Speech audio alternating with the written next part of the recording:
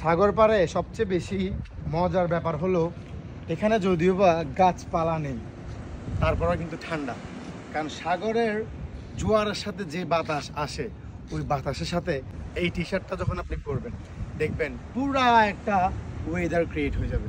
দেখেন একদম কটনের মধ্যে খুবই সফট, একদম হাওয়াই, ঠান্ডা ঠান্ডা।